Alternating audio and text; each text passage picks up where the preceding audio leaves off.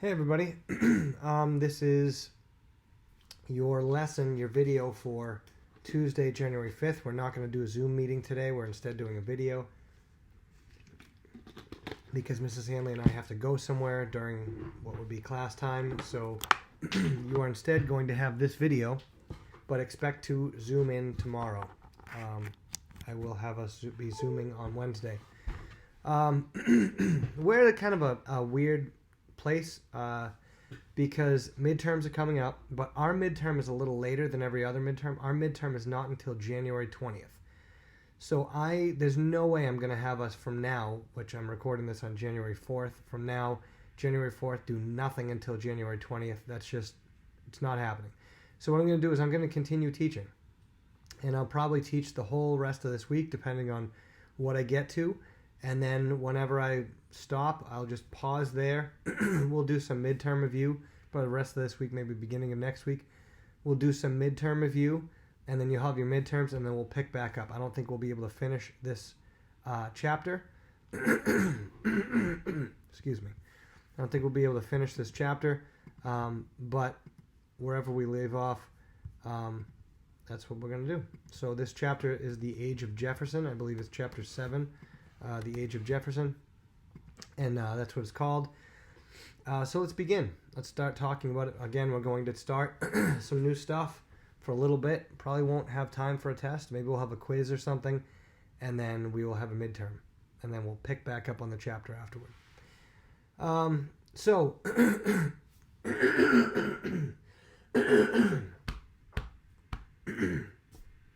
sorry. So we ended the last chapter talking about the election of 1800. Remember the election of 1800? John Adams and Thomas Jefferson were the two main candidates. Thomas Jefferson for the Democratic Republicans, John Adams for the Federalists. Well, John Adams did not receive enough votes, so he knew he was going to be out. But back then, at this point in time, it is still the way the president is elected is you still have each elector has 2 votes, and they have a first place vote and a second place vote. They basically vote for 2 people, and the first place person, the person with the most votes gets to be president. The person with the second most votes gets to be vice president. Like that's how it worked in the previous elections. That's why George Washington got the top votes, and John Adams got the second most, and George Washington was president, John Adams was vice president. The next election in 1796, John Adams got the most, Thomas Jefferson got second most, so Jefferson was Adams' vice president. Well, in this election, they began trying to scheme, and each party had the idea that they would, whoever their main favorite was, would get the most votes. All the Federalists or all the Democratic Republicans would vote for that person, and then one person, and then they would also vote for the other one, but one person wouldn't. So essentially, if you had 40 Federalists, and John Adams was the favorite for Federalists, 40 Federalists would vote for John Adams, and one less, 39, would also vote for Charles Pinckney, so that they could have John Adams and Charles Pinckney. And the Democratic Republicans they would have all their guys vote for Thomas Jefferson, and then all but one vote for their next guy, which was Aaron Burr. Well, it didn't. If you remember, it didn't work out too well. Hamilton was kind of going behind the scenes, trying to see if Pinckney could actually be the number 1 guy, and Adams could be the second most guy. He's trying to manipulate things around the scene. He didn't really like Adams that much. Remember, Burr got a hold on some of those letters and distributed them and everything, which kind of ruined it for the Federalists. However, the Democratic Republicans had a problem of their own in that somebody missed the memo. Whoever was supposed to not vote for Aaron Burr didn't, and so Jefferson and Burr tied, and they went to the House of Reps. They had 35 votes in a row. Everybody stayed with what they were voting for because the Democratic Republicans were all like, well, we want Jefferson to be our president, and the Federalists were voting for Burr, even though Burr was a Democratic Republican. They were voting for Burr just because Jefferson was the face of the Democratic Republicans, and they felt like, we can insult them by voting for Burr the whole time. And it was Alexander Hamilton that pushed some Federalists to change their mind and vote for Jefferson instead, and that's how Jefferson becomes president in 1800. All right, so as I start talking here about the election, because the election was so contentious, Jefferson knew it was very, very important to regain some unity in the country. This was the most contentious election so far. 1796 was pretty contentious too, but this was a very contentious one as well. In his inaugural speech, he actually says in his inaugural speech, "Let us then, fellow citizens, unite with one heart and one mind. Let us restore to social intercourse that harmony and affection without which liberty and even life itself are but dreary things. But every difference of opinion is not a difference of principle. We have called by different names brethren of the same principle. We are all Republicans. We are all Federalists." And so remember, the Republicans they call themselves Republicans, the Democratic Republicans, they have both names. Essentially, his whole focus was, listen, we have differences of opinion, but we don't necessarily have differences of principle. And that's actually one of the problems that we have today, where so many differences that we have on either side of the aisle, because for a while, so many people on different sides of the political aisle would disagree on how to do what they want to do, but the end goal was the same. The end goal was, whatever. They both had the same principles. For a long time, it was good. It was considered good to be patriotic and good to be supportive of America. Now, Republicans and Democrats might have thought differently of how they were going to be supportive of America, but support for America and keeping America first was a universally agreed upon principle. Nowadays, our political differences are so wide that because we don't agree just on differences of opinion, we also disagree on differences of principle.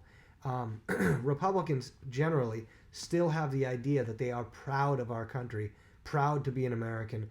They want America to be first, and they are proud of what America stands for and has stood for.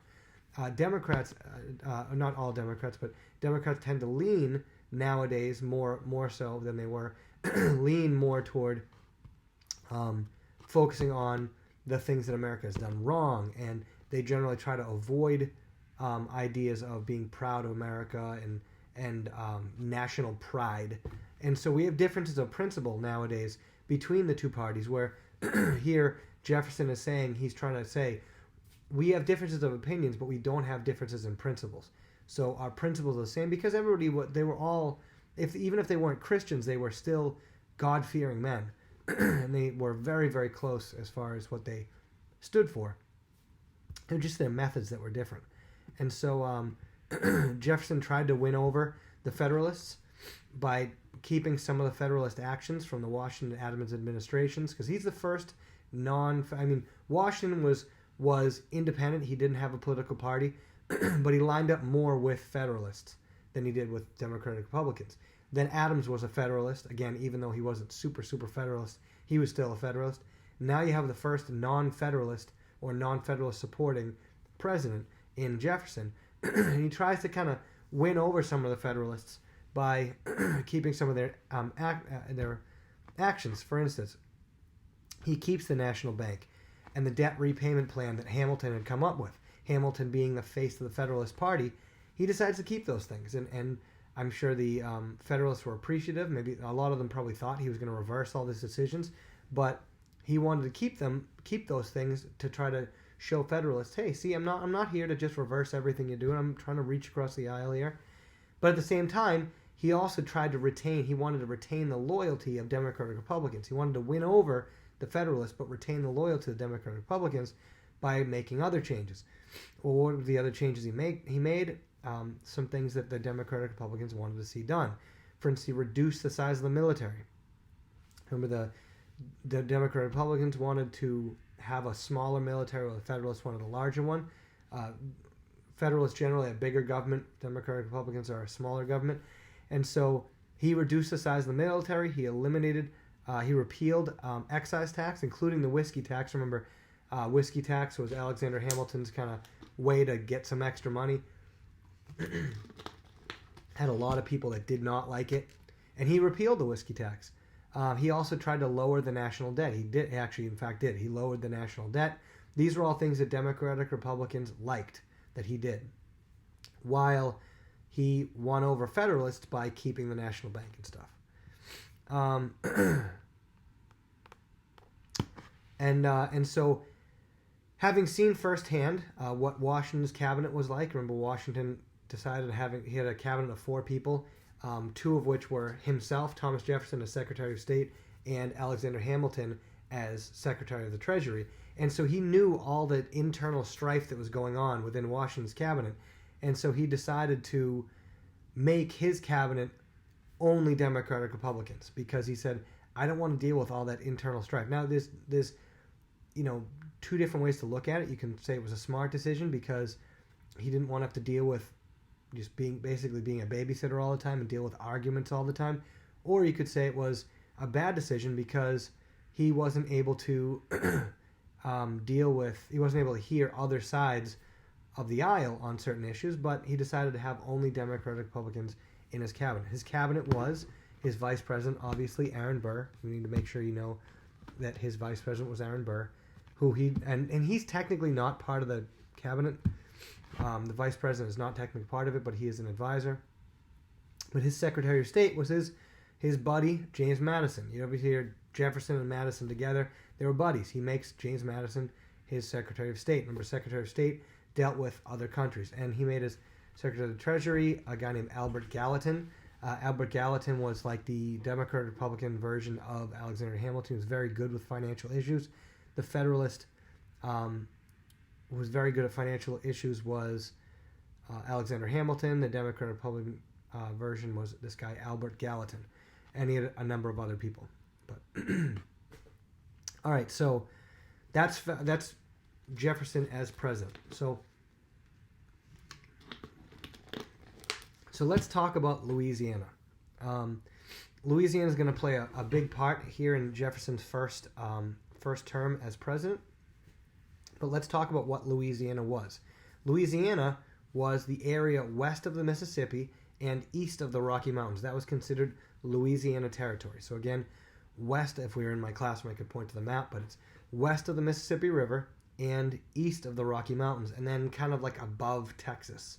So all that area was considered Louisiana Territory.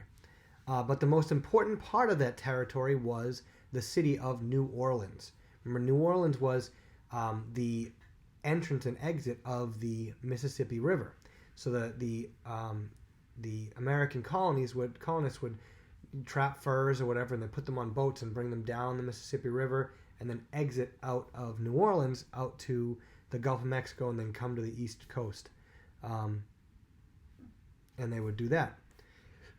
If you remember, briefly after the American Revolution, the Spanish, who had controlled New Orleans, did not let the colonies use New Orleans for a while, and this caused a lot of problems. And then this happened until the signing of the Pinckney Treaty with Spain in 1795, and that allowed America to use it again. So Pinckney Treaty signed in 1795. Now they can use New Orleans again. Louisiana, if you remember, up through the French and Indian War, the area belonged to the French, but then part of the Treaty of Paris of 1763, the French and Indian Treaty of Paris, the land passed to Spain. So it goes from France to Spain, and now currently, after the American Revolution, when the beginning of our country, it belongs to Spain. Well, Spain was friendly with France until the French Revolution. We were talking about the French Revolution last time. And then when Louis XIV was overthrown and Napoleon Bonaparte ended up taking over, Spain wasn't really friendly with France anymore. And so Spain was one of many nations who was fighting against France, against Napoleon Bonaparte. And Spain lost to France. And in the peace treaty between France and Spain, to end the fighting, France forced Spain to give the Louisiana Territory back to France in 1800. This was actually secretive, though. Nobody really knew about it. It was done in secret. It was not a public treaty, but in 1800, right when that election was happening, the Jefferson election was happening, Napoleon got this Louisiana Territory back from Spain. So America, just 5 years beforehand, finally worked out the details to get New Orleans, to be allowed to use New Orleans. And all of a sudden, 5 years later, now France secretly has had New Orleans and the rest of the Louisiana Territory passed to them. The reason why it was important to Napoleon was he wanted to entrench a French empire in North America. You know, they have a British Empire in Canada, you have America, and then and you have Spanish Empire, like in Mexico and everything. He wanted a French Empire in North America. He wanted to kind of have a piece of it.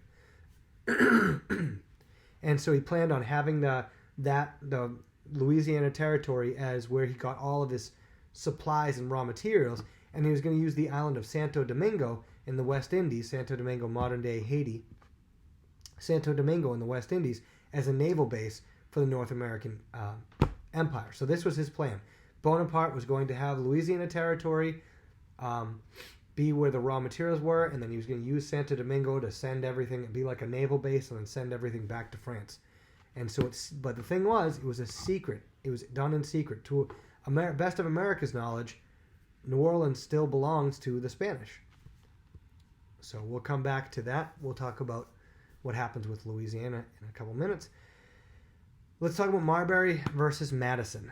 Another little section. Marbury versus Madison. Well, when John Adams found out that he was not going to be serving a second term, he began a race to fill all the remaining judicial seats.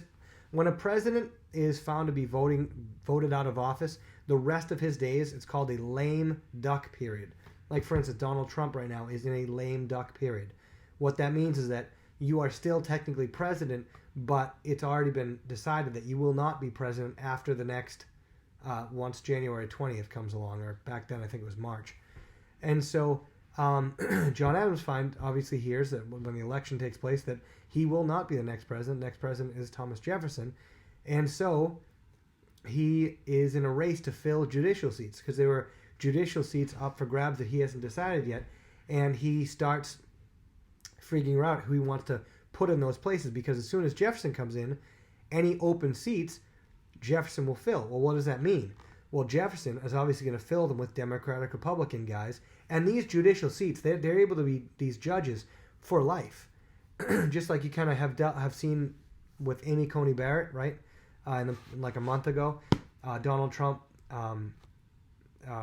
Ruth Bader Ginsburg died, and so Donald Trump was able to nominate Amy Coney Barrett as Supreme Court Justice, and she will be there for life. A lot of people said, wait, just have him wait on it, so until the next presidency, till the election's over.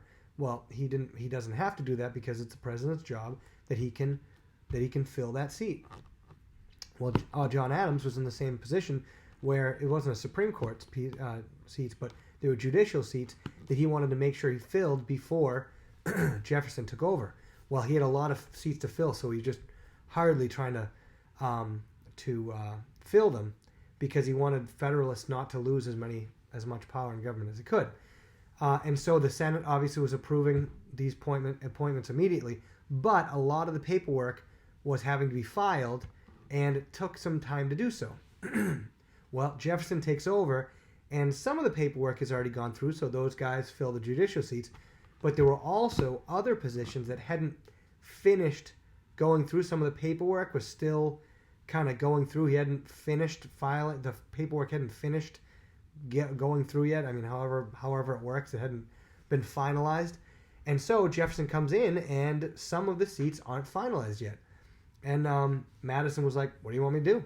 And Jefferson said, well, let's just stop it. We're going to put a halt to it. And so they put a halt to those seats that were, one of which was to a man named William Marbury. And and he was basically told, under Adams, you're going to be a judge in the judiciary. And then under Jefferson said, nope, that's not going to happen. I'm putting a stop to it. Well, this guy Marbury sued. He had his case sent to the Supreme Court. He sued James Madison and had his case brought to the Supreme Court. Well, they went back to something I mentioned very briefly last chapter, the Judiciary Act of 1789. If you remember the Judiciary Act of 1789, because under the Articles, there wasn't a federal judiciary. There were just local and state judges. And then the Judiciary Act of 1789 established federal judges as well. And the federal judge's job were to deal with, if anything was appealed on a state case, it could go to the federal government and they could rule on it. that was in the Judiciary Act. Well, the Supreme Court and the Chief Justice of the Supreme Court, a guy named John Marshall, looked at this case, William Marbury versus James Madison, this case where Marbury was suing James Madison, saying, I should be given my seat in Congress, even though not in Congress, in the judiciary, even though my paperwork hadn't been finished yet, and so you need to make them give me my job. Well, this was a very interesting court case that happened, because he said that according to that Judiciary Act of 1789, the refusal to give Marbury his job was illegal. So he said, because of the Judiciary Act, according to the Judiciary Act, this act that was passed, the idea of Jefferson and Madison not giving the job to William Marbury, that is illegal. So that seems like William Marbury would be like, oh, great, yay, this is great. And normally a court would issue what's called a writ of mandamus in this situation. One of my kids is waking up.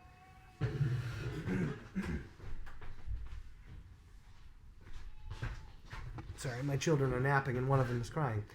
So a writ of mandamus is basically a court telling you that they are making you do something. If, for instance, I hire you for $15 an hour to mow my lawn, and then I decide after you're done mowing my lawn for once a week for 3 weeks, I decide I'm not going to pay you. Well, a court might issue a writ of mandamus saying you have to pay it, and we're making you pay it, right? And so, so the court would normally issue this writ of mandamus saying, Jefferson, you have to give this job to William Marbury. However, Marshall read through the entire Judiciary Act of 1789, and he found that even though that Judiciary Act of 1789 said it was illegal to keep the job from William Marbury, the Judiciary Act of 1789 itself was actually unconstitutional. They didn't realize when they passed this Judiciary Act that it actually went against the original in the Constitution what the powers of the Supreme Court were, because in Article 3 of the Constitution it describes what the powers of the Supreme Court are, and the powers of the Supreme Court allowed the Supreme Court only to issue those writs of mandamus in appeals, like in a version of appeal decisions, not basically. Do you guys understand what an appeal is? An appeal is when something, a state court has, it goes to the federal court afterwards, and the Supreme Court would be able to issue that writ of mandamus in that case.